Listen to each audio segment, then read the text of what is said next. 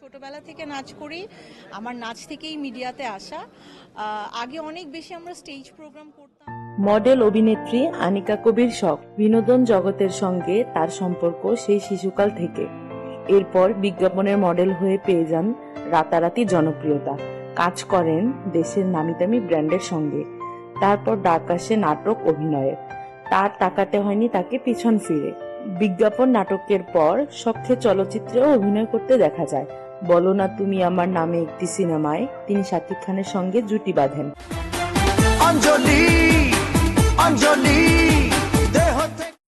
এছাড়াও 2024 সালে ওটিটিওতে অভিষেক হয়েছে তার। তবে মাঝে অনেকটা সময় তিনি ব্যক্তিগত কারণে দূরে ছিলেন অভিনয় সহ সব ধরনের কাজ থেকে। এখন আবার ব্যস্ততা বেড়েছে তার। নতুন বছর নতুন উদ্যমে ব্যস্ত থাকতে চান তিনি কাজ নিয়ে।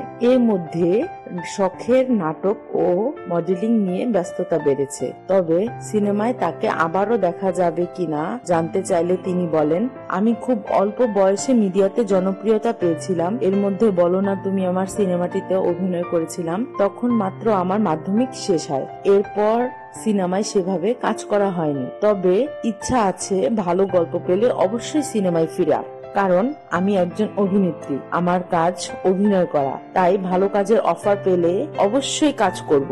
Hassan, Oh, nice to meet you. same to you. Wow, nice, amazing, chill, yeah. শুধু সিনেমা নয়, নাটক ওটিটিও হতে পারে। শখ অভিনীত প্রথম ওয়েব ফিল্ম ত্রিভুজ, এটি পরিচালনা করেন আলোক হাসান।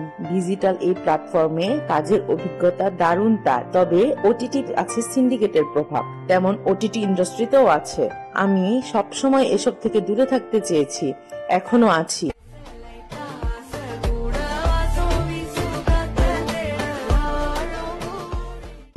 আমি মনে করি শিল্পীরা ফুলের মতো, তারা সব জায়গাতেই শোভা পায়। তাই নির্দিষ্ট কোনো সিন্ডিকেটের সঙ্গে নিজেকে জড়িয়ে না থেকে স্বাধীনভাবে কাজ করতে পারলে অভিনয় দিয়ে ভালো কিছু করা সম্ভব হবে বলে মনে করি। এ সময় নিজেকে নতুনভাবে ব্যস্ত রাখার সিদ্ধান্তে বলেছেন শখ।